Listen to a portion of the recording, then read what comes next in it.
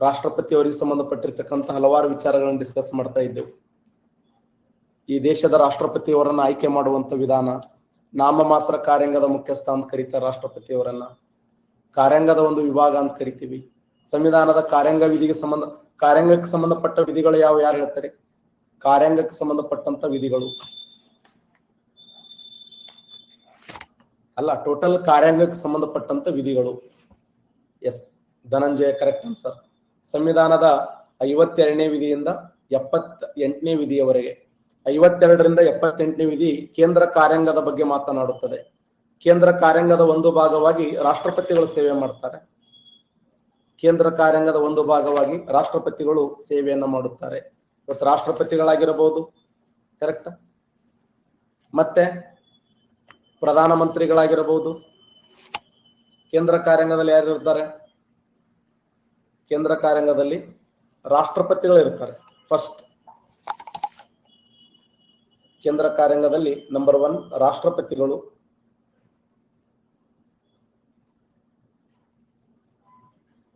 Plus ಉಪರಾಷ್ಟ್ರಪತಿಗಳು,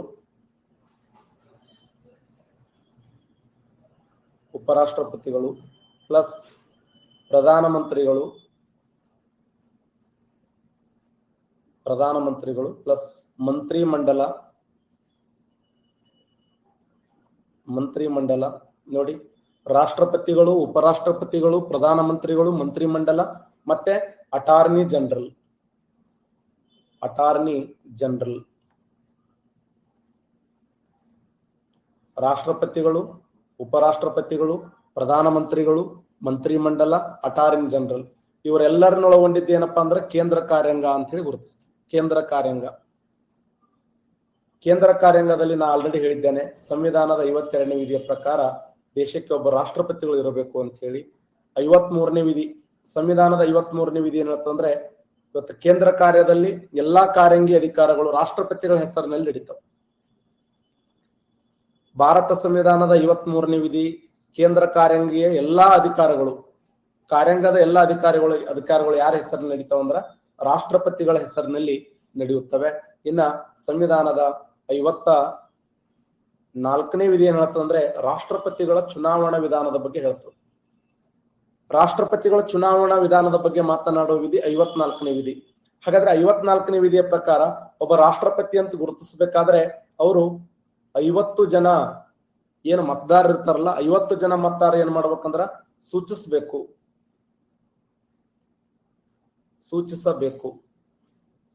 ಇನ್ನು 50 ಮತದಾರರು ಅನುಮೋದನೆ ನೀಡಬೇಕು.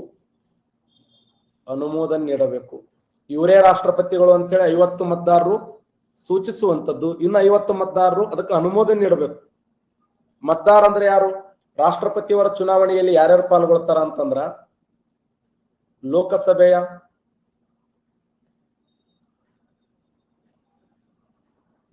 ಚುನಾಯಿತ ಸದಸ್ಯರು ಪಾಲ್ಗೊಳ್ತಾರ, ಲೋಕಸಭಾ ಚುನಾಯಿತ ಸದಸ್ಯರು ಪಾಲ್ಗೊಳ್ಳುತ್ತಾರೆ, ರಾಜ್ಯಸಭೆಯ ಸೇಮ್ ಚುನಾಯಿತ ಸದಸ್ಯರು ಪಾಲ್ಗೊಳ್ಳುತ್ತಾರೆ, ಎಲ್ಲಾ ರಾಜ್ಯಗಳ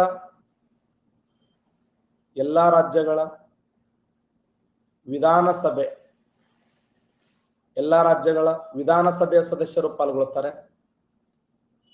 ಮತ್ತೆ ಲೋಕಸಭೆಯ ಚುನಾಯಿತ ಸದಸ್ಯರು, ರಾಜ್ಯಸಭೆಯ ಚುನಾಯಿತ ಸದಸ್ಯರು, ಎಲ್ಲಾ ರಾಜ್ಯಗಳ ವಿಧಾನಸಭೆಯ ಚುನಾಯಿತ ಸದಸ್ಯರು, ಅದರ ಜೊತೆಯಲ್ಲಿ ದೆಹಲಿ ಪ್ಲಸ್ ಪಾಂಡಿಚೇರಿ. ದೆಹಲಿ ಮತ್ತು ಪಾಂಡಿಚೇರಿ, ಈ ದೆಹಲಿ ಮತ್ತು ಪಾಂಡಿಚೇರಿಯ ಚುನಾಯಿತ ಸದಸ್ಯರದಾರಲ್ಲ, ದೆಹಲಿ ಪಾಂಡಿಚೇರಿಯ ವಿಧಾನಸಭಾ ಚುನಾಯಿತ ಸದಸ್ಯರು, ಇವರು ಕೂಡ ಏನ್ ಮಾಡ್ತಾರಂದ್ರ ಚುನಾವಣೆಯಲ್ಲಿ ಪಾಲ್ಗೊಳ್ಳುತ್ತಾರೆ. ಇಷ್ಟು ಜನ ಚುನಾವಣೆಯಲ್ಲಿ ಪಾಲ್ಗೊಳ್ಳುವಂತದ್ದು. ಕ್ವಶನ್ ಕೇಳಿದ್ದಾನೆ, ರಾಷ್ಟ್ರಪತಿಯವರ ಚುನಾವಣೆಯಲ್ಲಿ ಯಾರ್ಯಾರು ಪಾಲ್ಗೊಳ್ತಾರಂದ್ರ ಲೋಕಸಭೆಯ ಚುನಾಯಿತ ಸದಸ್ಯರು, ರಾಜ್ಯಸಭೆಯ ಚುನಾಯಿತ ಸದಸ್ಯರು, ಎಲ್ಲಾ ರಾಜ್ಯಗಳ ವಿಧಾನಸಭೆಯ ಚುನಾಯಿತ ಸದಸ್ಯರು, ದೆಹಲಿ ಮತ್ತು ಪಾಂಡಿಚೇರಿಯ ವಿಧಾನಸಭೆಯ ಚುನಾಯಿತ ಸದಸ್ಯರು ರಾಷ್ಟ್ರಪತಿಗಳ ಚುನಾವಣೆಯಲ್ಲಿ ಪಾಲ್ಗೊಳ್ತಾರ. ಹಾಗಾದ್ರೆ ರಾಷ್ಟ್ರಪತಿಯವರು ಎಲೆಕ್ಷನ್ ನಿಲ್ಲಬೇಕಾದ್ರೆ 50 ಜನ ಮತದಾರರು ಸೂಚಿಸಬೇಕು, ಇನ್ನು 50 ಜನ ಮತದಾರರು ಏನ್ ಮಾಡ್ಬೇಕಂದ್ರ ಅನುಮೋದನೆ ನೀಡಬೇಕು. ಅಷ್ಟೇ ಅಲ್ಲದೆ ರಾಷ್ಟ್ರಪತಿಗಳು ಏನ್ ಮಾಡ್ಬೇಕಂದ್ರೆ ಎಲೆಕ್ಷನ್ ನಿಲ್ಲಬೇಕಾದ್ರೆ 15,000 ರೂಪಾಯಿ ಏನ್ ಮಾಡ್ಬೇಕು, ಠೇವಣಿಯನ್ನು ಇಡಬೇಕು. 15,000 ರೂಪಾಯಿ ಠೇವಣಿ ಇಡಬೇಕು. ಎಲ್ಲಿ ಠೇವಣಿ ಅಂದ್ರೆ ರಿಸರ್ವ್ ಬ್ಯಾಂಕ್ ಆಫ್ ಇಂಡಿಯಾದಲ್ಲಿ ಠೇವಣಿ ಇಡಬೇಕು. ಆ ಠೇವಣಿಯನ್ನು ವಾಪಸ್ ಪಡಿಬೇಕು ಅಂತಂದ್ರ ಮತದಾನದಲ್ಲಿ 1/6 ಒಟ್ಟು ಮತದಾನ ಆಗಿದೆ ಅಂತ ತಿಳ್ಕೊಳ್ರಿ. ಈ 1/6 ಅಂದ್ರೆ ಏನು? ಈ 100 6 ಒಂದಲೆ ಮುಂದ್ 4 ಉಳಿತು 40 ಆಯ್ತು. 6 6 36 ಮತ್ತೆ 6 ಅಂದ್ರೆ ಒಂದು 100 ಮತಗಳು ಚಲಾವಣೆ ಆಗ್ಯಾವ ಅಂದ್ರ ಆ 100 ಮತಗಳಲ್ಲಿ ಕನಿಷ್ಠ ಇವರಿಗೆ 17 ಮತಗಳು ಬೀಳಬೇಕು. ಕನಿಷ್ಠ 17 ಮತಗಳು ಬೀಳಲಿಲ್ಲ ಅಂತಂದ್ರ ಅಥವಾ 16 ಮತಗಳು ಬೀಳಲಿಲ್ಲ ಅಂತಂದ್ರ ಗ್ಯಾರಂಟಿ ಠೇವಣಿ ಕಳ್ಕೊಳ್ಳೋ ಅಂತ ಅರ್ಥ. ಎಂತಿರ್ತಾರ ಗೊತ್ತಾ? ನನ್ನ ವಿರುದ್ಧ ಎಲೆಕ್ಷನ್ ನಿಂತರೆ ಠೇವಣಿ ಕಳೆದುಕೊಳ್ಳುತ್ತಾರೆ, ನಾ ಇಷ್ಟು ಲೀಡ್ಲೆ ನಾನು ಚುನಾವಣೆಯಲ್ಲಿ ಅಧಿಕಾರವನ್ನು ಪಡೆಯುತ್ತೇನೆ, ನಾ ಇನ್ನೊಬ್ಬರನ್ನ ಎಲೆಕ್ಷನ್ದಲ್ಲಿ ಸೋಲಿಸ್ತೀನಿ ಹೌದಲ್ಲ? ಇನ್ನೊಬ್ಬರನ್ನ ಎಲೆಕ್ಷನ್ ಸೋಲಿಸ್ತೀನಿ ಅನ್ನೋರು, ಆಮೇಲೆ ಈ ನನ್ನ ಮುಂದೆ ನಿಂತರೆ ಅವರು ಠೇವಣಿ ಕಳ್ಕೊತಾರ ಅನ್ನೋದು, ನಾ ಇನ್ನೊಬ್ಬರನ್ನ ಸೋಲಿಸ್ತೀನಿ ಅನ್ನೋದು, ಈ ತರ ನಾವು ಮಾತಾಡಬಾರದು. ಚುನಾವಣೆಯಲ್ಲಿ ಇಲ್ಲಿ ಯಾರು ದೇವರು ಅಂತಂದ್ರೆ ಮತದಾನದ ಆ ಒಂದು ಪ್ರಜೆಗಳೇ ನಮ್ಮ ದೇವರು. ಆ ಪ್ರಜೆಗಳು ಮನಸ್ಸು ಮಾಡಿದರೆ ನಮ್ಮನ್ನ ಮೇಲೆ ಕರ್ಕೊಂಡು ಹೋಗ್ಬೋದು ಅಥವಾ ಕೆಳಗಿನಿಂದ ಇದು ಮೇಲಿಂದ ಕೆಳಗಿಳಿಸಕ್ಕ ಅವಕಾಶ ಇದೆ. ಈ ತರ ಭಾರತ ಸಂವಿಧಾನದಲ್ಲಿ ಅದಕ್ಕೊಂದು ದೊಡ್ಡ ಶಕ್ತಿ ಇದೆ. ಮತದಾನ ದೊಡ್ಡ ಒಂದು ಶಕ್ತಿಯನ್ನು ಹೊಂದಿರುವಂತದ್ದು. 1/6 ಮತಗಳನ್ನು ಪಡ್ಲಿಲ್ಲ ಅಂತಂದ್ರೆ ಅವರು ಠೇವಣಿಯನ್ನ ಕಳ್ಕೊತಾರ ಅಂತ ಹೇಳಿ ನಾವು ನೋಡಿ. ಹಾಗಾದ್ರೆ ಸಂವಿಧಾನದ 54ನೇ ವಿಧಿ ಅದಕ್ಕೆ ಸಂಬಂಧಪಟ್ಟಿದೆ ಅಂದ್ರೆ ರಾಷ್ಟ್ರಪತಿಯವರ ಚುನಾವಣೆಗೆ ಸಂಬಂಧಪಟ್ಟಿದೆ. 50 ಜನ ಮತದಾರರು ಸೂಚಿಸಬೇಕು, ಇನ್ನು 50 ಜನ ಮತದಾರರು ಅನುಮೋದನೆ ನೀಡಬೇಕು. ಶೇಕಡ 15,000 ರೂಪಾಯಿ. ಇನ್ನ ಲೋಕಸಭೆಯ ಚುನಾಯಿತ ಸದಸ್ಯರು, ರಾಜ್ಯಸಭೆಯ ಚುನಾಯಿತ ಸದಸ್ಯರು, ಎಲ್ಲಾ ರಾಜ್ಯಗಳ ವಿಧಾನಸಭಾ ಚುನಾಯಿತ ಸದಸ್ಯರು, ದೆಹಲಿ ಮತ್ತು ಪಾಂಡಿಚೇರಿಯ ವಿಧಾನಸಭಾ ಚುನಾಯಿತ ಸದಸ್ಯರು, ಇಷ್ಟು ಜನ ಏನ್ ಮಾಡ್ಬೇಕಂದ್ರ ರಾಷ್ಟ್ರಪತಿಯವರ ಚುನಾವಣೆಯಲ್ಲಿ ಪಾಲ್ಗೊಳ್ತಾರೆ. ಹಾಗಾದ್ರೆ ಏನಾದ್ರೂ ರಾಷ್ಟ್ರಪತಿಯವರ ಚುನಾವಣೆಯಲ್ಲಿ ಯಾವ್ದಾದ್ರು ಕಲಹಗಳು ಉಂಟಾದ್ರೆ ಸರ್ವೋಚ್ಚ ನ್ಯಾಯಾಲಯ ಇದನ್ನ ಇತ್ಯರ್ಥ ಪಡಿಸ್ತದ. ಆಕ್ಚುಲಿ ಸಂವಿಧಾನದ 39ನೇ ವಿಧಿ ಹೇಳ್ತಿತ್ತು. ಭಾರತ ಸಂವಿಧಾನದ 39ನೇ ವಿಧಿ 1975ರಲ್ಲಿ ರಾಷ್ಟ್ರಪತಿಯವರ ಚುನಾವಣೆಯಲ್ಲಿ ಸುಪ್ರೀಂ ಕೋರ್ಟ್ ಮಧ್ಯಪ್ರವೇಶ ಮಾಡಬಾರದು, ಹಸ್ತಕ್ಷೇಪ ಮಾಡಬಾರದು. ಅಲ್ಲ, ರಾಷ್ಟ್ರಪತಿಯವರ ಚುನಾವಣೆ ನಡೀತಂದ್ರ ಆ ರಾಷ್ಟ್ರಪತಿಯವರ ಚುನಾವಣೆಯಲ್ಲಿ ಯಾರು ಪ್ರವೇಶ ಮಾಡಬಾರದಂದ್ರ ಸುಪ್ರೀಂ ಕೋರ್ಟ್ ನೀ ಪ್ರವೇಶ ಮಾಡಬಾರದು ನೋಡು ಅಂತ ಹೇಳಿ ಸಂಸತ್ತು 39ನೇ ತಿದ್ದುಪಡಿಯನ್ನ ಮಾಡಿ 1975ರಲ್ಲಿ ಕೇಂದ್ರ ಸಂಸತ್ತು ಅಂದಿನ ಪ್ರಧಾನಮಂತ್ರಿಗಳಾಗಿರುವಂತ ಶ್ರೀಮತಿ ಇಂದಿರಾ ಗಾಂಧಿ ಅವರು ಏನ್ ಮಾಡಿದ್ರು ಅಂದ್ರೆ 39ನೇ ತಿದ್ದುಪಡಿಯಲ್ಲಿ ಈ ವಿಚಾರವನ್ನ ಹೇಳಿದ್ರು.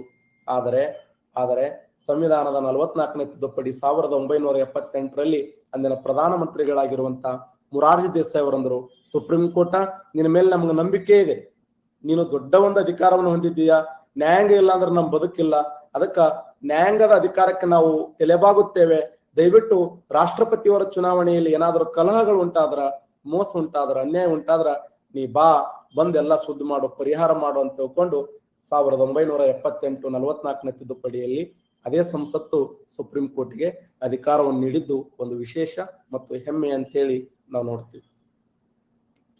ನಾನು ನಿನ್ನೆ ಮಾತಾಡ್ತಾ ಇದ್ದೆ, ರಾಷ್ಟ್ರಪತಿಯವರ ಹುದ್ದೆಗೆ ಇರಬೇಕಾಗಿರುವಂತಹ ಅರ್ಹತೆಗಳೇನಂದ್ರ ಭಾರತದ ಪ್ರಜೆಯಾಗಿರಬೇಕು, 35 ವರ್ಷ ವಯಸ್ಸಾಗಿರಬೇಕು, ಸಂಸತ್ತಿನ ಯಾವುದೇ ಸದನದ ಸದಸ್ಯನಾಗುವಂತಿಲ್ಲ, ಒಂದು ವೇಳೆ ಸದಸ್ಯನಾಗಿದ್ದಲ್ಲಿ ಆ ರಾಷ್ಟ್ರಪತಿ ಹುದ್ದೆಯನ್ನು ಅಲಂಕರಿಸುವ ತರವಾಗಿ ಸಂಸತ್ತು ಸದಸ್ಯತ್ವಕ್ಕೆ ಏನ್ ಮಾಡ್ಬೇಕಂದ್ರ ರಾಜೀನಾಮೆ ನೀಡಬೇಕು, ಕೇಂದ್ರ ಅಥವಾ ರಾಜ್ಯ ಸರ್ಕಾರದ ಯಾವುದೇ ಲಾಭದಾಯಕ ಹುದ್ದೆಗಳನ್ನ ಹೊಂದಿರಬಾರದು, ಲೋಕಸಭಾ ಸದಸ್ಯ ಹೊಂದಿರುವಂತ ಎಲ್ಲಾ ಅಧಿಕಾರಗಳನ್ನ ಅವರು ಹೊಂದಿರಬೇಕು ಅಂತ ಹೇಳಿ ಸಂವಿಧಾನದ ಯಾವ ವಿಧಿಯಲ್ಲಿ ಅಂದ್ರ 58ನೇ ವಿಧಿಯಲ್ಲಿ ಇವುಗಳನ್ನ ನಾವು ಡಿಸ್ಕಸ್ ಮಾಡಿದ್ದೆವು.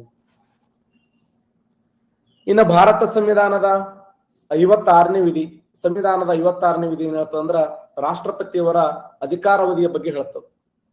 ರಾಷ್ಟ್ರಪತಿಗಳು ಎಷ್ಟು ವರ್ಷ ಅಧಿಕಾರಾವಧಿ ಹೊಂದಿರುತ್ತಾರೆ? 6 ವರ್ಷ, 7 ವರ್ಷ, 8 ವರ್ಷ, 5 ವರ್ಷ. ಎಷ್ಟು ವರ್ಷಗಳ ಕಾಲ ಅಧಿಕಾರಾವಧಿ ಹೊಂದಿರುತ್ತಾರೆ ಅವರು? ರಾಷ್ಟ್ರಪತಿಗಳ ಅಧಿಕಾರಾವಧಿ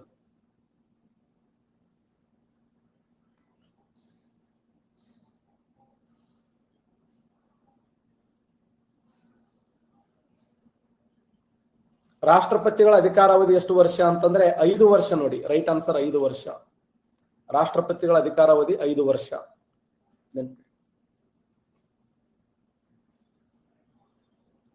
ಇದು ಕ್ವಶನ್ ಆಗಿದೆ. ರಾಷ್ಟ್ರಪತಿಗಳ ಅಧಿಕಾರಾವಧಿ ಎಷ್ಟು ವರ್ಷ ಅಂದ್ರ 5 ವರ್ಷ. 5 ವರ್ಷಗಳ ಮುಂಚಿತ ಅವ್ರು ರಾಜೀನಾಮೆ ಕೊಡಬಹುದು, ಹೌದಾ?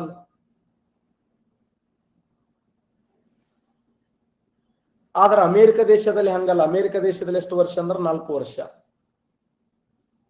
ಭಾರತ ದೇಶದಲ್ಲಿ ರಾಷ್ಟ್ರಪತಿಯರ ಅಧಿಕಾರಾವಧಿ 5 ವರ್ಷ ಆದ್ರೆ ಅಮೆರಿಕ ದೇಶದಲ್ಲಿ 4 ವರ್ಷ. ಸಂವಿಧಾನದ 57ನೇ ವಿಧಿ ಏನ್ ಹೇಳ್ತದೆ? ಮರು ಚುನಾವಣೆಯ ಬಗ್ಗೆ ಮಾತಾಡ್ತದೆ. ಮರು ಚುನಾವಣೆಯ ಬಗ್ಗೆ ಮಾತನಾಡುತ್ತದೆ. ನಮ್ಮ ದೇಶದಲ್ಲಿ 35 ವರ್ಷ ಆದ್ಮೇಲೆ ಅವ್ರು ಎಷ್ಟು ವರ್ಷ ಬೇಕಾದರೂ ರಾಷ್ಟ್ರಪತಿಯಾಗಿ ನಿಲ್ಬಹುದು ಎಲೆಕ್ಷನ್. 1 ಬಾರಿ, 2 ಬಾರಿ, 3 ಬಾರಿ, 4 ಬಾರಿ, 5 ಬಾರಿ, 6 ಬಾರಿ, ಎಷ್ಟು ಬಾರಿ ಆದರೂ ಕೂಡ ಅವರು ರಾಷ್ಟ್ರಪತಿಗಳ ಸ್ಥಾನಕ್ಕೆ ನಿಲ್ಲಬಹುದು. ಆದ್ರ ಅಮೆರಿಕ ದೇಶದಲ್ಲಿ ಹಂಗಲ್ಲ. ಅಮೆರಿಕ ದೇಶದಲ್ಲಿ ಕೇವಲ 2 ಬಾರಿ ಮಾತ್ರ. ಅಮೆರಿಕ ದೇಶದಲ್ಲಿ ಕೇವಲ 2 ಬಾರಿ ಮಾತ್ರ ಅಲ್ಲ, 2 ಬಾರಿ ಮಾತ್ರ ಅಮೆರಿಕ ದೇಶದಲ್ಲಿ. ಭಾರತ ದೇಶದಲ್ಲಿ ಎಷ್ಟು ಬಾರಿ ಆದರೂ ಎಲೆಕ್ಷನ್ ನಿಲ್ಲಕ್ಕ ಅವಕಾಶವಿದೆ. ಇನ್ನ ಜಮ್ಮು ಕಾಶ್ಮೀರಕ್ಕೆ ಅವಕಾಶ ಕೊಟ್ಟಿಲ್ಲ. ಅಲ್ಲಿ ಯಾರೋ ಜಮ್ಮು ಕಾಶ್ಮೀರ ಕೇಳ್ತಾ ಇದ್ದಿರಲ್ಲ, ಜಮ್ಮು ಕಾಶ್ಮೀರ ಅವಕಾಶ ಕೊಟ್ಟಿಲ್ಲ.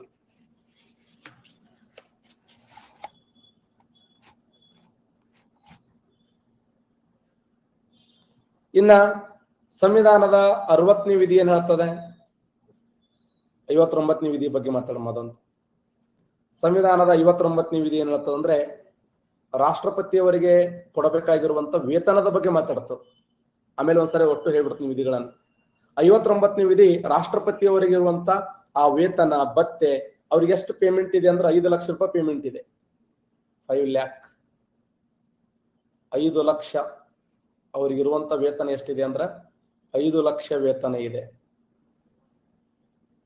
5 ಲಕ್ಷ. ರಾಷ್ಟ್ರಪತಿಯವರಿಗೆ ಪೇಮೆಂಟ್ ಎಷ್ಟಿದೆ ಅಂದ್ರೆ 5 ಲಕ್ಷ ಪೇಮೆಂಟ್ ಇದೆ ನೋಡಿ. 5 ಲಕ್ಷದವರೆಗೆ ಅವರಿಗೆ ವೇತನ ಇದೆ. ಹಾಗಾದ್ರೆ ಅವ್ರಿಗೆ ವೇತನ ಎಲ್ಲಿಂದ ಕೊಡಲಾಗುತ್ತದೆ ಅಂದ್ರೆ ಸಂಚಿತ ನಿಧಿಯಿಂದ ಕೊಡಲಾಗುತ್ತದೆ. ಸಂಚಿತ ನಿಧಿಯಿಂದ ರಾಷ್ಟ್ರಪತಿಯವರಿಗೆ ವೇತನವನ್ನು ಎಲ್ಲಿಂದ ನೀಡಲಾಗುತ್ತದೆ ಅಂದ್ರೆ ಕೇಂದ್ರ ಸಂಚಿತ ನಿಧಿಯಿಂದ ನೀಡಲಾಗುತ್ತದೆ. ಕೇಂದ್ರ ಸಂಚಿತ ನಿಧಿಯಿಂದ. ಕೇಂದ್ರ ಸಂಚಿತ ನಿಧಿಯ ಬಗ್ಗೆ ಮಾತನಾಡುವ ಸಂವಿಧಾನದ ವಿಧಿ ಯಾವುದು? ಎಕ್ಸಲೆಂಟ್, 266ನೇ ವಿಧಿ ನೋಡಿ. ಸಂವಿಧಾನದ 266ನೇ ವಿಧಿ ಕೇಂದ್ರ ಸಂಚಿತ ನಿಧಿ. ಸಾದಿಲ್ವಾರ್ ನಿಧಿಯ ಬಗ್ಗೆ ಮಾತನಾಡುವ ವಿಧಿ 267ನೇ ವಿಧಿ ನೋಡಿ. ಸಂವಿಧಾನದ 267ನೇ ವಿಧಿ ಸಾದಿಲ್ವಾರ್ ನಿಧಿಯ ಬಗ್ಗೆ ಮಾತಾಡಿದರೆ 266ನೇ ವಿಧಿ ಕೇಂದ್ರ ಸಂಚಿತ ನಿಧಿಯ ಬಗ್ಗೆ ಮಾತಾಡ್ತದ. ಇವರಿಗೆ 5 ಲಕ್ಷ ಪೇಮೆಂಟ್ ಇದೆ. ಆದ್ರೆ 5 ಲಕ್ಷ ಪೇಮೆಂಟ್ ಮಂತ್ಲಿ 5, ತಿಂಗಳಿಗೆ 5 ಲಕ್ಷ ಪೇಮೆಂಟ್ ಇದೆ. ಆದರೆ ನೋ ಟ್ಯಾಕ್ಸ್. No tax. ಯಾವುದೇ ಅವರಿಗೆ ಟ್ಯಾಕ್ಸ್ ಹಾಕಂಗಿಲ್ಲ.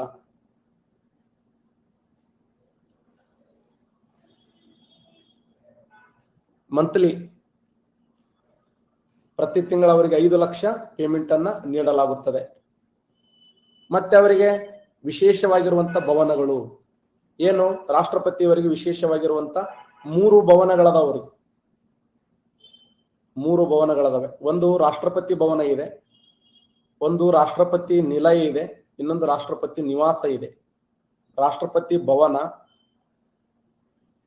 ರಾಷ್ಟ್ರಪತಿ ನಿಲಯ, ರಾಷ್ಟ್ರಪತಿ ನಿವಾಸ. ಭವನ, ನಿಲಯ, ನಿವಾಸ. ರಾಷ್ಟ್ರಪತಿ ಭವನ ಎಲ್ಲಿದೆ?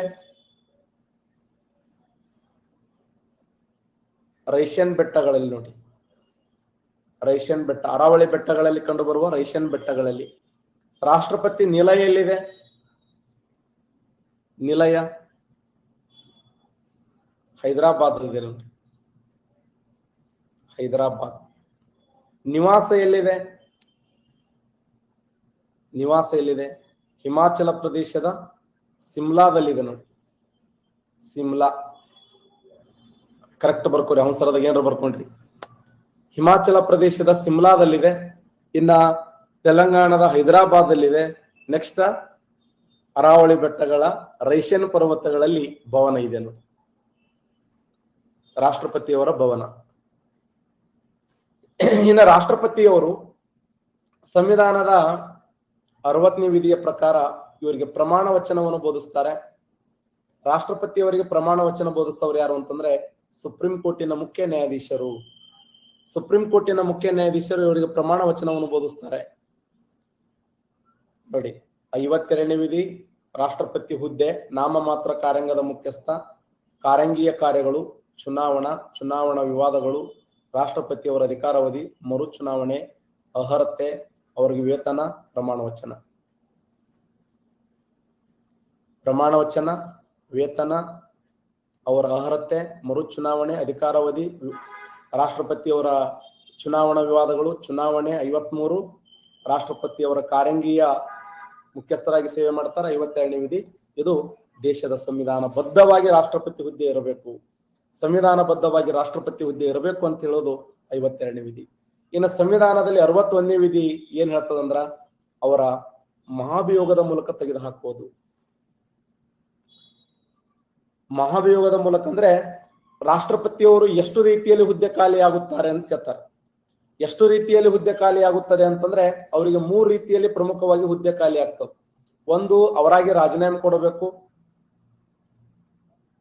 ಅವರಾಗಿ ರಾಜೀನಾಮೆ ಕೊಟ್ಟಾಗ, ಇಲ್ಲ ಬೈ ಡೆತ್,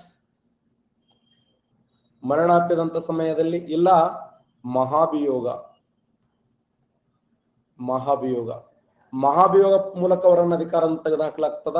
ಅವರ ಸಾವು ಮತ್ತು ರಾಜೀನಾಮೆ, ಈ 3 ವಿಚಾರಗಳಲ್ಲಿ ರಾಷ್ಟ್ರಪತಿಗಳು ತಮ್ಮ ಅಧಿಕಾರವನ್ನ ಕಳೆದುಕೊಳ್ಳುತ್ತಾರೆ ಅಂತ ನೋಡ್ತೀವಿ. ರಾಷ್ಟ್ರಪತಿಗಳು ಹೆಂಗ ಅಧಿಕಾರ ಕಳ್ಕೊತಾರೆ ಅಂದ್ರೆ 3 ರೀತಿಯಲ್ಲಿ: ರಾಜೀನಾಮೆ ನೀಡುವುದರ ಮೂಲಕ, ಅವರು ಮರಣ ಅಪ್ಪುವುದರ ಮೂಲಕ, ಮಹಾಭಿಯೋಗದ ಮೂಲಕ.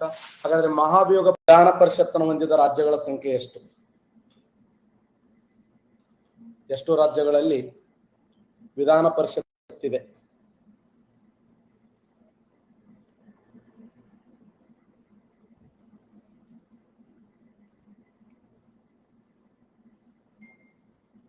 ವಿಧಾನ ಪರಿಷತ್ನ ಹೊಂದಿದ ರಾಜ್ಯಗಳ ಸಂಖ್ಯೆ ಎಷ್ಟು ಅಂದ್ರೆ ಟೋಟಲ್ 6 ರಾಜ್ಯಗಳಲ್ಲಿ ವಿಧಾನ ಪರಿಷತ್ ಇದೆ ನೋಡಿ. ಒಟ್ಟು 6 ರಾಜ್ಯಗಳಲ್ಲಿ ವಿಧಾನ ಪರಿಷತ್ತನ್ನ ನೋಡ್ತೀವಿ.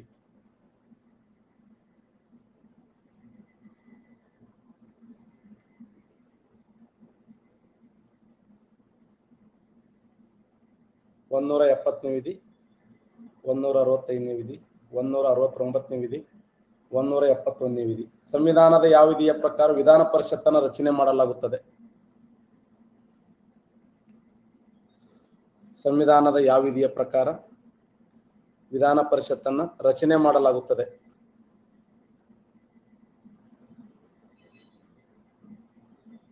ಸಂವಿಧಾನದ ಯಾವ ವಿಧಿಯ ಪ್ರಕಾರ ವಿಧಾನ ಪರಿಷತ್ತನ್ನು ರಚನೆ ಮಾಡಲಾಗುತ್ತದೆ ಅಂತಂದ್ರ ಸರಿಯಾಗಿರುವಂತ ಉತ್ತರ 171ನೇ ವಿಧಿ ನೋಡಿ. 171ನೇ ವಿಧಿಯ ಪ್ರಕಾರ ವಿಧಾನ ಪರಿಷತ್ತನ್ನ ರಚನೆ ಮಾಡಲಾಗುತ್ತದೆ, ನೆನ್ಪಿಡಿ.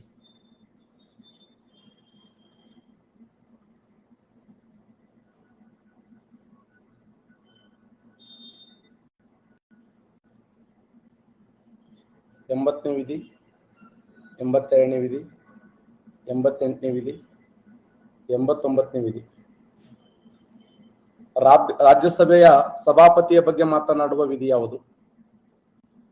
ರಾಜ್ಯಸಭೆಯ ಸಭಾಪತಿಯ ಬಗ್ಗೆ ಮಾತನಾಡುವ ಸಂವಿಧಾನದ ವಿಧಿ ಯಾವುದು? ರಾಜ್ಯಸಭೆಯ ಸಭಾಪತಿಯ ಬಗ್ಗೆ ಮಾತನಾಡುವ ಸಂವಿಧಾನದ ವಿಧಿ 89ನೇ ವಿಧಿ ನೋಡಿ. ರಾಜ್ಯಸಭೆಯ ಸಭಾಪತಿಯ ಬಗ್ಗೆ ಮಾತನಾಡುವುದು 89ನೇ ವಿಧಿ ಆದರೆ ಲೋಕಸಭೆಯ ಸಭಾಪತಿಯ ಬಗ್ಗೆ ಮಾತನಾಡುವ ವಿಧಿ 93ನೇ ವಿಧಿ. ಸಂವಿಧಾನದ 93ನೇ ವಿಧಿಯ ಪ್ರಕಾರ ಲೋಕಸಭಾ ಸದಸ್ಯರನ್ನು ನೇಮಕ ಇದು ಸಭಾಪತಿಯ ಬಗ್ಗೆ ಮಾತಾಡಿದರೆ, ರಾಜ್ಯಸಭೆಯ ಸಭಾಪತಿ 89ನೇ ವಿಧಿ.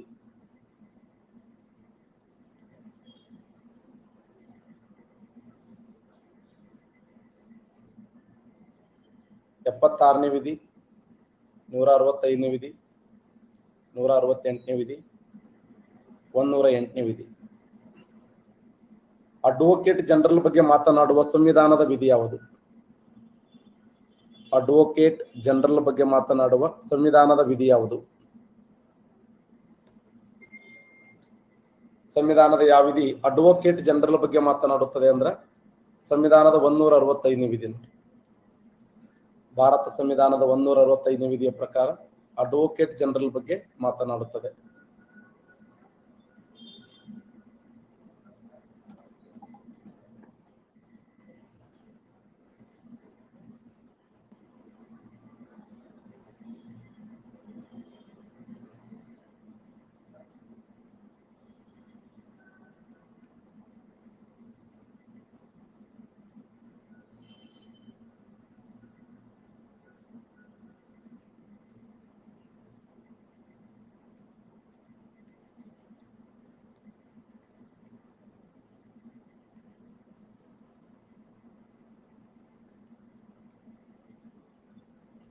PSI 2018ರಲ್ಲಿ ಕೇಳಿದ ಪ್ರಶ್ನೆ, ಈ ಕೆಳಗಿನ ಯಾವ ರಿಟ್ಟನ್ನ ಅಕ್ಷರಶಃ ನಾವು ಆಜ್ಞಾಪಿಸುತ್ತೇವೆ ಅಂತ ಹೇಳ್ತದೆ.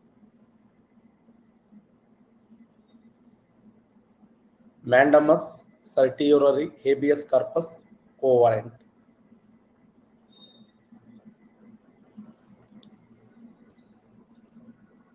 ಸರಿಯಾದಂತ ಉತ್ತರ ಮ್ಯಾಂಡಮಸ್.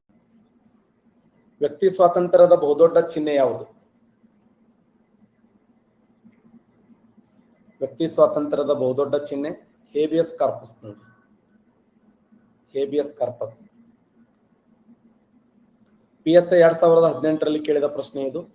ಈ ಕೆಳಗಿನಲ್ಲಿ ಭಾರತೀಯ ಸಂವಿಧಾನದಲ್ಲಿ ಖಾತರಿಗೊಂಡ ಯಾವ ಮೂಲಭೂತ ಹಕ್ಕಿನ ಕಾರಣದಿಂದಾಗಿ ಅನುದಾನ ರಹಿತ ಅಲ್ಪಸಂಖ್ಯಾತ ಸಂಸ್ಥೆಗಳು ಶಿಕ್ಷಣ ಹಕ್ಕು ಕಾಯ್ದೆ ಪರಿಮಿತಿಯಿಂದ ಹೊರಗುಳಿದವ? ಈ ಕೆಳಗಿನ ಭಾರತೀಯ ಸಂವಿಧಾನದಲ್ಲಿ ಖಾತರಿಗೊಂಡ ಯಾವ ಮೂಲಭೂತ ಹಕ್ಕಿನ ಕಾರಣದಿಂದಾಗಿ ಅನುದಾನ ರಹಿತ ಅಲ್ಪಸಂಖ್ಯಾತ ಸಂಸ್ಥೆಗಳು ಶಿಕ್ಷಣ ಹಕ್ಕು ಕಾಯ್ದೆ ಪರಿಮಿತಿಯಿಂದ ಹೊರಗುಳಿದವಂದ್ರ ಸಂವಿಧಾನದ 30ನೇ ವಿಧಿ ನೋಡಿ, ಭಾರತ ಸಂವಿಧಾನದ 30ನೇ ವಿಧಿ.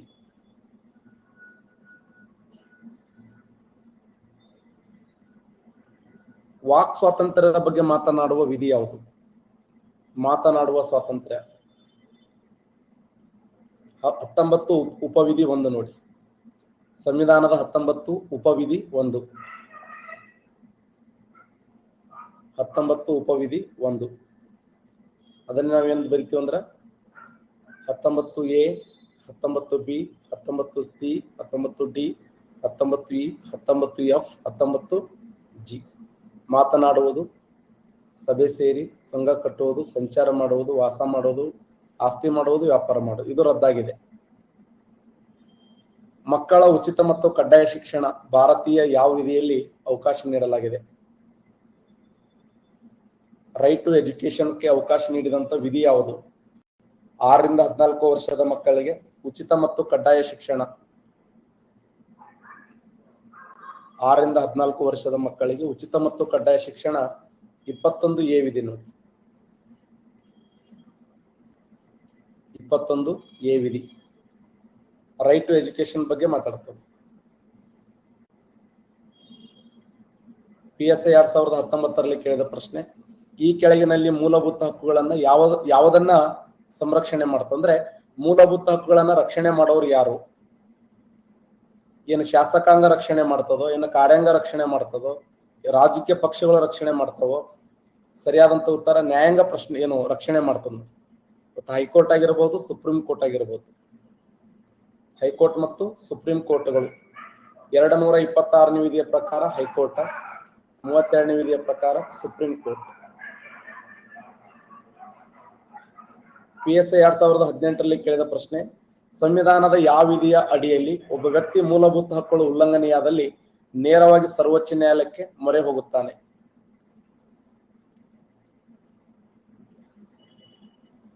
PSI 2018ರಲ್ಲಿ ಕೇಳಿದಂತ ಪ್ರಶ್ನೆ ಇದು.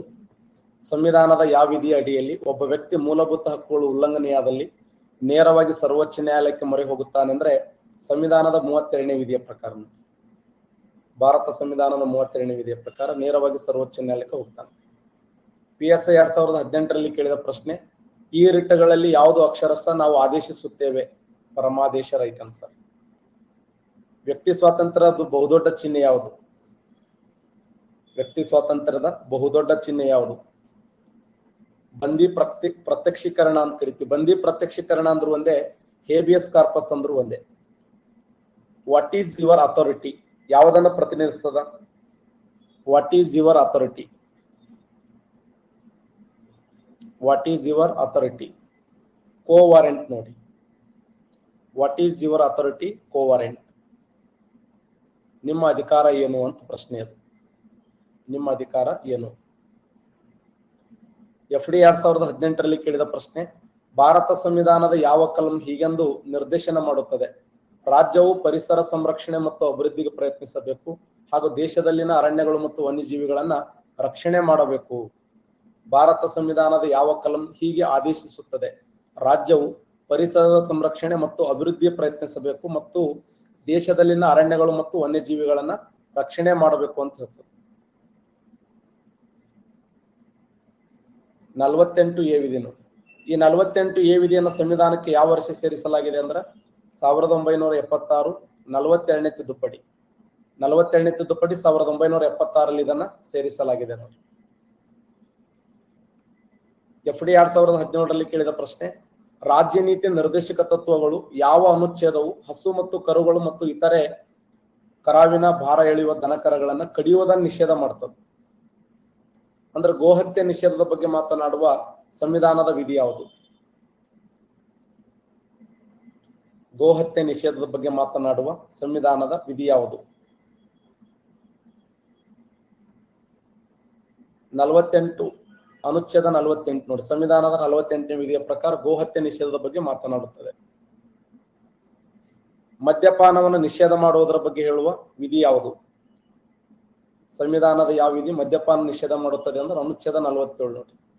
ಸಂವಿಧಾನದ 47ನೇ ವಿಧಿ ಗಾಂಧೀಜಿಯವರ ತತ್ವ ಇದು. ಯಾಕಂದ್ರೆ ಗಾಂಧೀಜಿಯವರು ಕಾನೂನು ಭಂಗ ಚಳವಳಿ ಮಾಡುವ ಸಮಯದಲ್ಲಿ ಇದನ್ನ ನಿಷೇಧ ಮಾಡ್ತಾರೆ. SD 2018ರಲ್ಲಿ ಕೇಳಿದ ಪ್ರಶ್ನೆ ಇದು.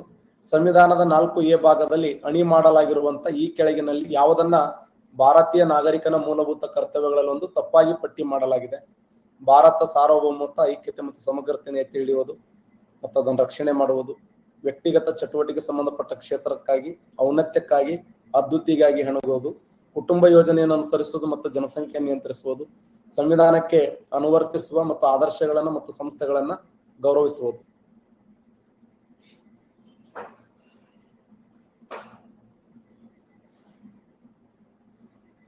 ಸಿ ನೋಡಿ, ಸಿ ರೈಟ್ ಆನ್ಸರ್.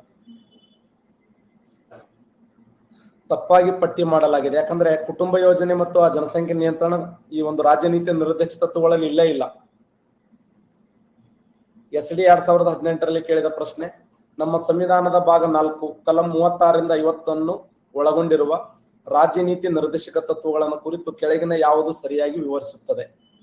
ನಿರ್ದೇಶನದ ಗುರಿಗಳನ್ನು ಸಾಧಿಸುವತ್ತ ಕೆಲಸ ನಿರ್ವಹಿಸಲು ಸರ್ಕಾರಗಳಿಗೆ ಸಕಾರಾತ್ಮಕವಾಗಿರುವಂತಹ ಸೂಚನೆಯನ್ನು ಕೊಡುವುದು, ಜನರ ಸ್ವತಂತ್ರದ ಮೇಲೆ ಅತಿಕ್ರಮಣ ಮಾಡುವುದರಿಂದ ವಿಮುಖಗೊಳಿಸಲು ಸರ್ಕಾರಗಳಿಗೆ ನಿಷೇಧಾತ್ಮಕ ನಕಾರಾತ್ಮಕ ನಿರ್ಬಂಧನೆಗಳ ಆದೇಶ, ದೇಶದ ಘನತೆಯನ್ನು ಅಂತಾರಾಷ್ಟ್ರೀಯ ಮಟ್ಟದಲ್ಲಿ ಹೆಚ್ಚಿಸಲು ರಾಜ್ಯಕ್ಕೆ ನಿರ್ದೇಶನ, ಅಲಿಪ್ತ ನೀತಿಯನ್ನು ಪರಿಣಾಮಕಾರಿಯಾಗಿ ಬೆಂಬಲಿಸಲು ಸರ್ಕಾರಕ್ಕೆ ನಿರ್ದೇಶನ ಮಾಡುವುದು. ರಾಜ್ಯ ನೀತಿ ನಿರ್ದೇಶಕ ತತ್ವಗಳ ಪ್ರಮುಖವಾಗಿರುವಂತಹ ಉದ್ದೇಶ ಸರಿಯಾದಂತ ಉತ್ತರ ಎ ರೈಟ್ ಆನ್ಸರ್ ನೋಡಿ. ಎ. ಮೂಲಭೂತ ಹಕ್ಕುಗಳು ಒಬ್ಬ ವ್ಯಕ್ತಿಯ ವ್ಯಕ್ತಿತ್ವವನ್ನು ಬದಲಾವಣೆ ಮಾಡಿದರೆ ರಾಜ್ಯ ನೀತಿ ನಿರ್ದೇಶಕ ತತ್ವಗಳು ಇಡೀ ಒಂದು ಸಮುದಾಯದ ಏಳಿಗೆಯನ್ನ ಬಯಸ್ತದೆ. ಸಮುದಾಯದ ಏಳಿಗೆಯನ್ನು ಬಯಸುವುದು ರಾಜ್ಯ ನೀತಿ ನಿರ್ದೇಶಕ ತತ್ವಗಳು. ಬಟ್ ಮೂಲಭೂತ ಹಕ್ಕುಗಳು ಒಬ್ಬ ವ್ಯಕ್ತಿಯ ವ್ಯಕ್ತಿತ್ವವನ್ನು ವಿಕಸನ ಮಾಡ್ಲಕ್ಕ ಬೆಂಬಲ ಕೊಡುತ್ತದೆ.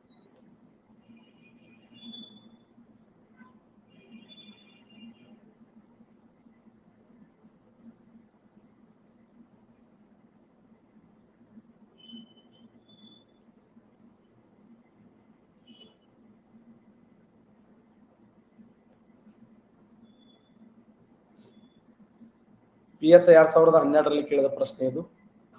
ಬಂಧನಕ್ಕೆ ಒಳಗಾದ ವ್ಯಕ್ತಿಯನ್ನು ಎಷ್ಟು ಗಂಟೆ ಒಳಗಾಗಿ ನ್ಯಾಯಾಧೀಶರ ಮುಂದೆ ಹಾಜರುಪಡಿಸಬೇಕು? 1 ವಾರ, 48 ಗಂಟೆ, 24 ಗಂಟೆ, 6 ವಾರ. ಬಂಧಿಸಿದ 24 ಗಂಟೆಯ ಒಳಗಾಗಿ ನೋಡಿ. ಬಂಧಿಸಿದ 24 ಗಂಟೆಯ ಒಳಗಾಗಿ. ಯಾವುದೇ ಒಬ್ಬ ವ್ಯಕ್ತಿಯನ್ನು ಬಂಧಿಸಿದ 24 ಗಂಟೆ ಒಳಗಾಗಿ ಏನ್ ಮಾಡ್ಬೇಕಂದ್ರ ನ್ಯಾಯಾಧೀಶರ ಮುಂದೆ ಹಾಜರುಪಡಿಸಬೇಕು. ಕಾನೂನಿನೆದುರು ಸಮಾನತೆ ಅನುಚ್ಛೇದ 14 ಖಾತರಿಪಡಿಸುವುದು. ಎಲ್ಲಾ ವ್ಯಕ್ತಿಗಳಿಗೆ, ಭಾರತೀಯ ಪ್ರಜೆಗಳಿಗೆ, ಭಾರತದಲ್ಲಿ ಜನಿಸಿರುವ ವ್ಯಕ್ತಿಗಳಿಗೆ, ಭಾರತದಲ್ಲಿ ವಾಸವಾಗಿರುವಂತಹ ವ್ಯಕ್ತಿಗಳು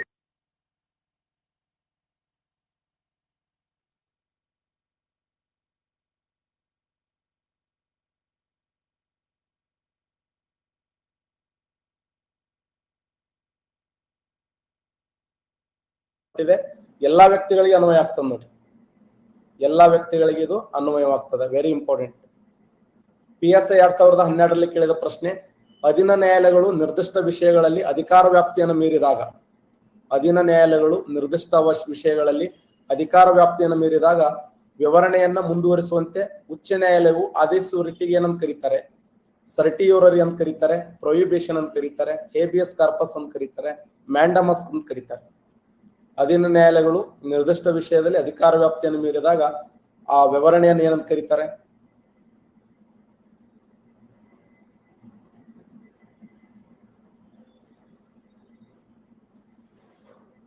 ಪ್ರೊಹಿಬಿಷನ್ ಅಂತ ಕರೀತಾರೆ ನೋಡಿ.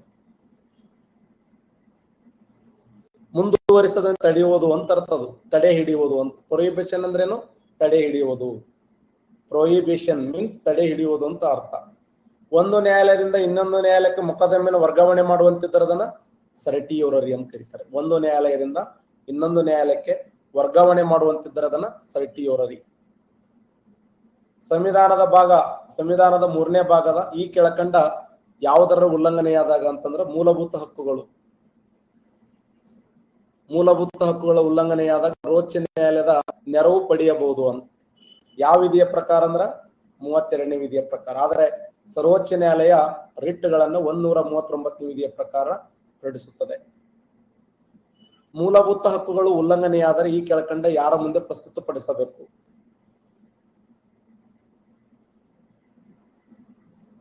ನೋಡಿ ಹೆಂಗಿದೆ ಕ್ವಶನ್.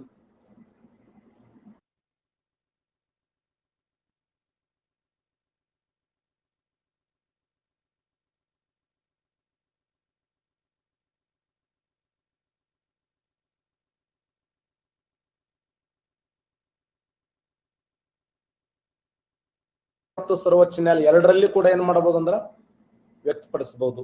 ಮೂಲಭೂತ ಹಕ್ಕುಗಳು ಉಲ್ಲಂಘನೆಯಾದರೆ ಈ ಕೆಳಕಂಡ ಯಾರ ಮುಂದೆ ಪ್ರಸ್ತುತಪಡಿಸಬಹುದು ಅಂದ್ರ ಉಚ್ಚ ನ್ಯಾಯಾಲಯ ಮತ್ತೆ ಸರ್ವೋಚ್ಚ ನ್ಯಾಯಾಲಯ ಎರಡರ ಮುಂದೆ ನಾವು ಏನ್ ಮಾಡಬಹುದು ಅಂದ್ರ ಪ್ರಸ್ತುತಪಡಿಸಕ್ಕೆ ಅವಕಾಶ ಇದೆ. PSI 2012ರಲ್ಲಿ ಕೇಳಿದ ಪ್ರಶ್ನೆ, ಅನುಚ್ಛೇದ 30ರ ಅಡಿಯಲ್ಲಿ ಶಿಕ್ಷಣ ಸಂಸ್ಥೆಗಳನ್ನು ಸ್ಥಾಪಿಸಲು ಅವಕಾಶ ನೀಡಲಾಗುವುದು. ಸಂವಿಧಾನದ 30ನೇ ವಿಧಿಯಡಿಯಲ್ಲಿ ಶಿಕ್ಷಣ ಸಂಸ್ಥೆಗಳನ್ನು ಸ್ಥಾಪಿಸಲು ಅವಕಾಶ ನೀಡಿರುವುದು ಯಾರಿಗಂದ್ರ ಭಾಷಾ ಮತ್ತು ಧಾರ್ಮಿಕ ಅಲ್ಪಸಂಖ್ಯಾತರು. ನೋಡಿ, ಭಾಷಾ ಮತ್ತು ಧಾರ್ಮಿಕ ಅಲ್ಪಸಂಖ್ಯಾತರು. ಇದು ಕೂಡ ವೆರಿ ಇಂಪಾರ್ಟೆಂಟ್ ಕ್ವಶನ್. ಭಾಷಾ ಮತ್ತು ಧಾರ್ಮಿಕ ಅಲ್ಪಸಂಖ್ಯಾತರಿಗೆ ಇದನ್ನು ಅವಕಾಶ ಕೊಡಲಾಗ್ತದೆ.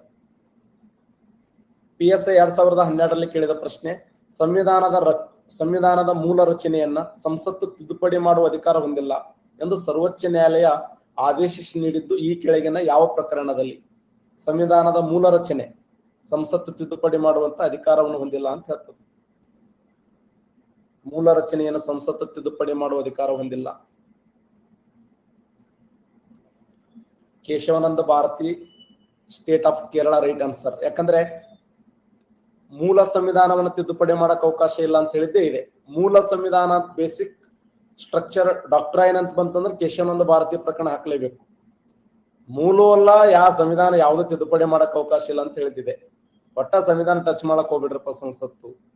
ಸಂಸತ್ತು ಸಂವಿಧಾನದ ಮೂಲಭೂತ ಹಕ್ಕುಗಳನ್ನು ಒಳಗೊಂಡು ಯಾವುದೇ ಭಾಗವನ್ನು ತಿದ್ದುಪಡಿ ಮಾಡುವ ಅಧಿಕಾರ ಇಲ್ಲ ಅಂತ ಹೇಳಿದ್ದು ಗೋಲಕ್ನಾಥ್ ವರ್ಸಸ್ ಪಂಜಾಬ್. ಸಂವಿಧಾನದ ಯಾವ ಅನುಚ್ಛೇದವು ಅಸ್ಪೃಶ್ಯತೆಯನ್ನು ರದ್ದುಗೊಳಿಸಲು ಅವಕಾಶ ನೀಡುತ್ತದೆ? ಅಸ್ಪೃಶ್ಯತೆ ನಿಷೇಧದ ಬಗ್ಗೆ ಮಾತನಾಡುವ ವಿಧಿ ಯಾವುದು?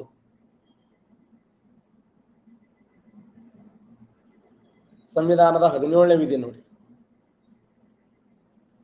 PSI 2012ರಲ್ಲಿ ಕೇಳಿದ ಪ್ರಶ್ನೆ, ಯಾವ ವಯೋಮಾನದ ಎಲ್ಲಾ ಮಕ್ಕಳಿಗೆ ಶಿಕ್ಷಣವನ್ನು ಉಚಿತವಾಗಿ ಒದಗಿಸುವುದು ಸರ್ಕಾರದ ಕರ್ತವ್ಯವಾಗಿದೆ? 6ರಿಂದ 14 ವರ್ಷ, 5ರಿಂದ 14 ವರ್ಷ, 6ರಿಂದ 12 ವರ್ಷ, 5ರಿಂದ 12 ವರ್ಷ. 6ರಿಂದ 14 ವರ್ಷದ ಮಕ್ಕಳಿಗೆ ಉಚಿತ ಮತ್ತು ಕಡ್ಡಾಯ ಶಿಕ್ಷಣ ಕೊಡಿಸುವುದು ಸರ್ಕಾರದ ಮೂಲಭೂತ ಕರ್ತವ್ಯವಾಗಿದೆ. PSI 2012 ಪೊಲೀಸರು ಬಂಧಿಸಿದ ವ್ಯಕ್ತಿಯನ್ನ ಎಷ್ಟು ನ್ಯಾಯಾಧೀಶರ ಮುಂದೆ ಹಾಜರುಪಡಿಸದೆ ಎಷ್ಟು ಸಮಯದವರೆಗೆ ತಮ್ಮ ವಶದಲ್ಲಿ ಇಟ್ಟುಕೊಳ್ಳಬೇಕು? ಎಷ್ಟು ಗಂಟೆಗಳ ಕಾಲ ತಮ್ಮ ಕಡೆ ಇಟ್ಕೋತಾರ ಅವ್ರನ್ನ?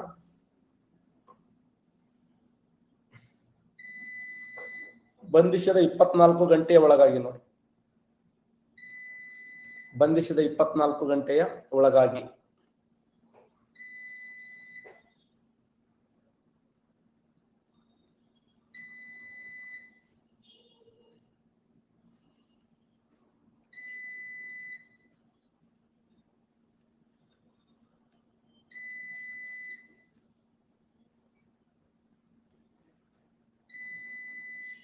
PSI 2009ರಲ್ಲಿ ಕೇಳಿದ ಪ್ರಶ್ನೆ, ವ್ಯಕ್ತಿ ಸ್ವಾತಂತ್ರ್ಯದ ಬಹುದೊಡ್ಡ ಚಿಹ್ನೆ ಯಾವುದು? ಹೇಬಿಯಸ್ ಕಾರ್ಪಸ್, ಮ್ಯಾಂಡಮಸ್, ಸೆರೆಟಿಯೋರರಿ, ಕೋ ವಾರೆಂಟ್. ಸರಿಯಾದಂತ ಉತ್ತರ ಹೇಬಿಯಸ್ ಕಾರ್ಪಸ್ ನೋಡಿ. PSI 2012ರಲ್ಲಿ ಕೇಳಿದ ಪ್ರಶ್ನೆ, ಯಾವುದೇ ಒಬ್ಬ ವ್ಯಕ್ತಿಯನ್ನು ಒಂದು ರೀತಿಯ ಅಪರಾಧಕ್ಕೆ ಒಂದಕ್ಕಿಂತ ಹೆಚ್ಚು ಸಾರಿ ಶಿಕ್ಷಿಸುವಂತಿಲ್ಲ ಎಂಬ ತತ್ವವನ್ನ ಪ್ರತಿಪಾದಿಸುವುದು. ಯಾವುದೇ ಒಬ್ಬ ವ್ಯಕ್ತಿಯನ್ನ ಒಂದು ರೀತಿಯ ಅಪರಾಧಕ್ಕೆ ಒಂದಕ್ಕಿಂತ ಹೆಚ್ಚು ಸಾರಿ ಶಿಕ್ಷಿಸುವಂತಿಲ್ಲ ಎಂಬ ತತ್ವವನ್ನು ಪ್ರತಿಪಾದಿಸುವುದು ನೋ ಡಬಲ್ ಜಿಯೋಬಾರ್ಡಿ, ಕಠಿಣ ಕಾನೂನು, ಒತ್ತಾಯಪೂರ್ವಕ ಸಾಕ್ಷಿ, ಮೇಲಿನ ಯಾವುದೂ ಅಲ್ಲ.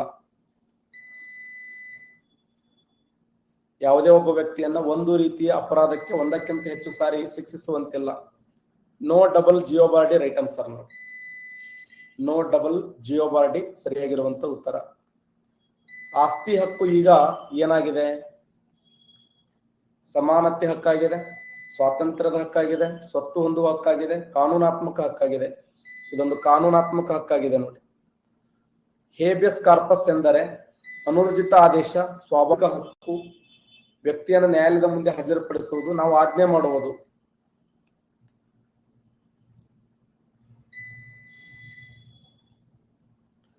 ವ್ಯಕ್ತಿಯನ್ನು ನ್ಯಾಯಾಲಯದ ಮುಂದೆ ಹಾಜರುಪಡಿಸುವುದು ರೈಟ್ ಆನ್ಸರ್ ನೋಡಿ. ವ್ಯಕ್ತಿಯನ್ನು ನ್ಯಾಯಾಲಯದ ಮುಂದೆ ಹಾಜರುಪಡಿಸುವುದು. ಮ್ಯಾಂಡಮಸ್ ರಿಟ್ ಹೊಡಿಸುವುದು ಈ ಕೆಳಗಿನ ಕಾರಣದಿಂದಾಗಿ: ಸಾರ್ವಜನಿಕ ಕಚೇರಿಯಲ್ಲಿ ಕಾನೂನು ಬಾಹಿರ ವೃತ್ತಿ ನಡೆಸುವುದು, ಕಾನೂನು ಬಾಹಿರ ಬಂಧನ, ಸಾರ್ವಜನಿಕ ಸೇವೆಗಳ ಕರ್ತವ್ಯ ನಿರ್ವಹಿಸದೇ ಇರುವುದು, ಮೇಲಿನ ಯಾವುದೂ ಅಲ್ಲ. ಮ್ಯಾಂಡಮಸ್ ಎಂದರೆ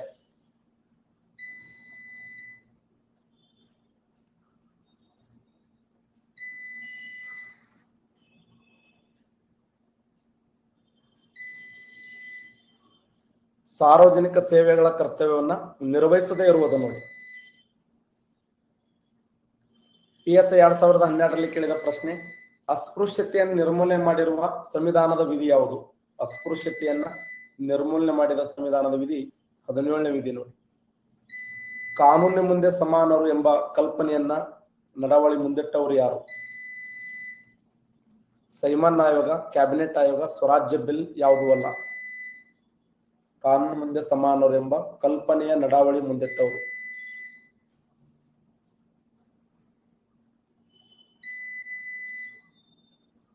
ಸ್ವರಾಜ್ಯ ಬಿಲ್ ರೈಟ್ ಆನ್ಸರ್ ನೋಡಿ. ಬಿಲ್ ಆಫ್ ರೈಟ್ಸ್ ಅಂತ ಕರೀತಾರೆ.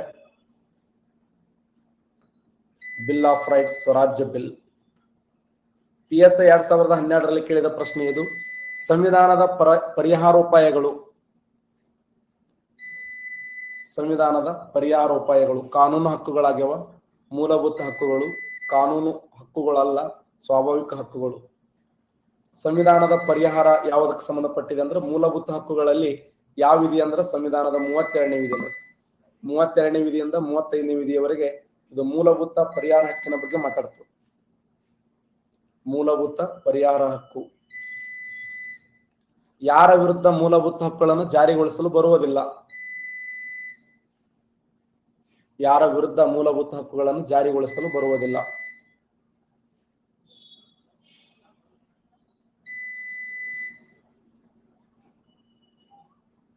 ಯಾರ ವಿರುದ್ಧ ಮೂಲಭೂತ ಹಕ್ಕುಗಳನ್ನು ಜಾರಿಗೊಳಿಸಲು ಬರುವುದಿಲ್ಲ?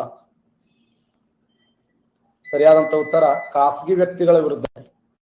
ಖಾಸಗಿ ವ್ಯಕ್ತಿಗಳ ವಿರುದ್ಧ ಮೂಲಭೂತ ಹಕ್ಕುಗಳನ್ನ ಜಾರಿಗೊಳಿಸಲು ಬರುವುದಿಲ್ಲ. ಈ ಉದಾಹರಣೆ ಕೋ ವಾರೆಂಟ್ ಅಂತ ಕರಿತೀವಿ ನಾವು. ಒಬ್ಬ SLC ಫೇಲ್ ಆಗಿರ್ತಾನ, ಒಂದು ಸಂಸ್ಥೆ ಅಧ್ಯಕ್ಷ ಆಗಿರ್ತಾನೆ. SLC ಫೇಲ್ ಆಗಿ ಒಂದು ಸಂಸ್ಥೆ ಅಧ್ಯಕ್ಷ ಆದಾಗ ನೀ ಯಾಕಾಗಿಯಪ್ಪ ಅಂತ ಹೇಳಿ ಪ್ರಶ್ನೆ ಮಾಡಕ ಅವಕಾಶ ಇಲ್ಲ. ಮೂಲಭೂತ ಹಕ್ಕುಗಳು ಜಾರಿಗೊಳಿಸಲು ಸಂವಿಧಾನ ವಿಶೇಷ ಅಧಿಕಾರ ನೀಡಿರುವುದು.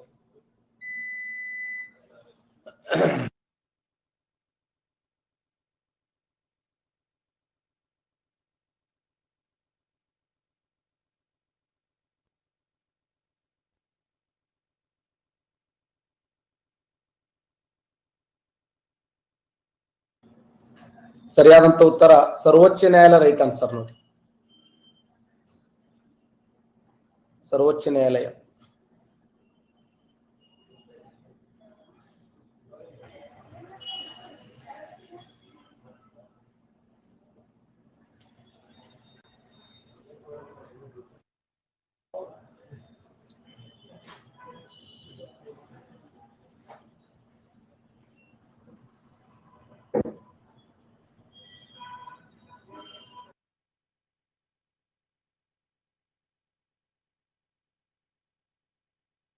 ಈ ಕೆಳಗಿನಲ್ಲಿ ಯಾವುದು ಭಾರತ ಸಂವಿಧಾನದ 6 ಮೂಲಭೂತ ಹಕ್ಕುಗಳಲ್ಲಿ ಬರುವುದಿಲ್ಲ ಅಂತ ಕೇಳಿದ್ದಾರೆ. ಯಾವುದು ಬರಂಗಿಲ್ಲ ಇಲ್ಲಿ? ಸಮಾನತೆ ಹಕ್ಕು, ಸ್ವಾತಂತ್ರ್ಯದ ಹಕ್ಕು, ಪ್ರತಿಭಟನೆ ಹಕ್ಕು, ಧಾರ್ಮಿಕ ಹಕ್ಕು.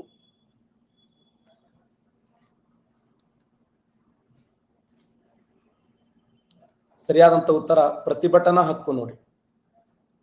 ಪ್ರತಿಭಟನಾ ಹಕ್ಕು, ಸಮಾನತೆ ಹಕ್ಕು, ಸ್ವಾತಂತ್ರ್ಯದ ಹಕ್ಕು, ಧಾರ್ಮಿಕ ಹಕ್ಕು, ಪ್ರತಿಭಟನಾ ಹಕ್ಕು ಯಾವ್ದು ಬರಂಗಿಲ್ಲ ಅಂದ್ರ ಪ್ರತಿಭಟಿಸುವಂತ ಹಕ್ಕು ಬರಂಗಿಲ್ಲ.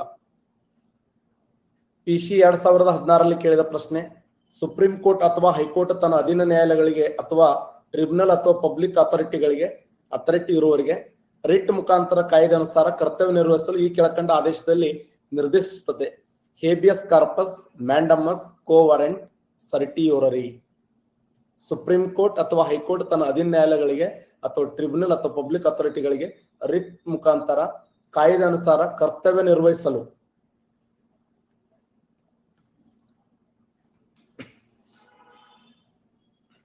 ನೋಡಮ್ಮ ಯಾರು ಕರೆಕ್ಟ್ ಆನ್ಸರ್ ಮಾಡ್ತಾರೆ. Mandamus right answer. ಕರ್ತವ್ಯ ಮಾಡ್ರಿ ಅಂತ ಹೇಳಿದ್ರೆ ಮ್ಯಾಂಡಮಸ್. ನೀವು ಯಾಕೆ ಆರ್ಡರ್ ಮಾಡಿದ್ರಿ ಅಂತ ಹೇಳೋದು ಪ್ರೊಹಿಬಿಷನ್. ಒಂದು ನ್ಯಾಯಾಲಯದಿಂದ ಇನ್ನೊಂದು ನ್ಯಾಯಾಲಯಕ್ಕೆ ಮೊಕದ್ದಮೆಯನ್ನು ವರ್ಗಾವಣೆ ಮಾಡುವಂತಿದ್ರೆ ಅದನ್ನ ಸರ್ಟಿಯೋರರಿ ಅಂತ ಕರೀತಾರೆ. ಒಬ್ಬ ವ್ಯಕ್ತಿ ಅಕ್ರಮ ಬಂಧನಕ್ಕೆ ಒಳಪಟ್ಟಂತೆ ನ್ಯಾಯಾಲಯ ಹೊರಡಿಸುವಂತ ರಿಟ್. ಒಬ್ಬ ವ್ಯಕ್ತಿ ಅಕ್ರಮ ಬಂಧನಕ್ಕೆ ಸಂಬಂಧಪಟ್ಟಂತೆ ನ್ಯಾಯಾಲಯ ಹೊರಡಿಸುವಂತ ರಿಟ್ ಏನಂತಾರ ಅಂದ್ರ ಹೇಬಿಯಸ್ ಕಾರ್ಪಸ್ ಅಂತ ಕರೀತಾರೆ. Habeas corpus. PC 2017ರಲ್ಲಿ ಕೇಳಿದ ಪ್ರಶ್ನೆ, ಸಂವಿಧಾನದ ರಚನೆಯ ಸಮಯದಲ್ಲಿ ಮೂಲಭೂತ ಹಕ್ಕುಗಳ ಸಮಿತಿ ಅಧ್ಯಕ್ಷರು ಯಾರಾಗಿದ್ದರು? ಮೂಲಭೂತ ಹಕ್ಕುಗಳ ಸಮಿತಿ ಅಧ್ಯಕ್ಷರು ಯಾರು ಕಾರ್ಯನಿರ್ವಹಿಸಿದರು?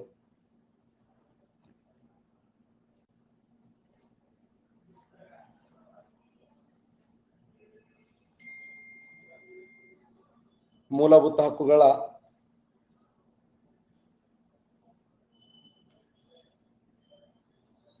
ಸರಿಯಾದಂತ ಉತ್ತರ ಸರ್ದಾರ್ ವಲ್ಲಭಾಯ್ ಪಟೇಲ್ ರೈಟ್ ಆನ್ಸರ್ ನೋಡಿ. ಮೂಲಭೂತ ಹಕ್ಕುಗಳ ಉಪಸಮಿತಿ ಅಧ್ಯಕ್ಷರು ಯಾರಾಗಿದ್ದರು? ಮೂಲಭೂತ ಹಕ್ಕುಗಳ ಉಪಸಮಿತಿ ಅಧ್ಯಕ್ಷರು ಯಾರಾಗಿದ್ದರು? ಮೂಲಭೂತ ಹಕ್ಕುಗಳ ಉಪಸಮಿತಿ ಅಧ್ಯಕ್ಷರು ಯಾರಾಗಿದ್ದರು?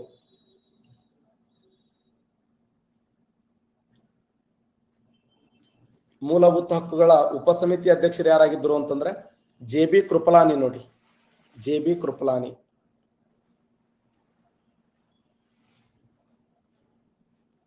ಭಾರತ ಸಂವಿಧಾನದ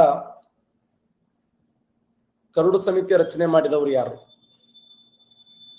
ಸಂವಿಧಾನದ ಕರಡು ಸಮಿತಿಯನ್ನು ರಚನೆ ಮಾಡಿದವರು BN ರಾಯ್ ನೋಡಿ. BN ರಾಯ್. PC 2017ರಲ್ಲಿ ಕೇಳಿದ ಪ್ರಶ್ನೆ, ಮೂಲಭೂತ ಹಕ್ಕುಗಳಲ್ಲಿ ಯಾವುದು 44ನೇ ತಿದ್ದುಪಡಿ ಮಸೂದೆಯಿಂದ ರದ್ದುಪಡಿಸಲ್ಪಟ್ಟಿತು? ಸಮಾನತೆ ಹಕ್ಕು, ಸ್ವಾತಂತ್ರ್ಯದ ಹಕ್ಕು, ಆಸ್ತಿ ಹಕ್ಕು, ಧಾರ್ಮಿಕ ಸ್ವಾತಂತ್ರ್ಯದ ಹಕ್ಕು. Important question. ಮೂಲಭೂತ ಹಕ್ಕುಗಳಲ್ಲಿ ಯಾವುದು 44ನೇ ತಿದ್ದುಪಡಿ ಮಸೂದೆಯಿಂದ ರದ್ದುಪಡಿಸಲ್ಪಟ್ಟಿತು?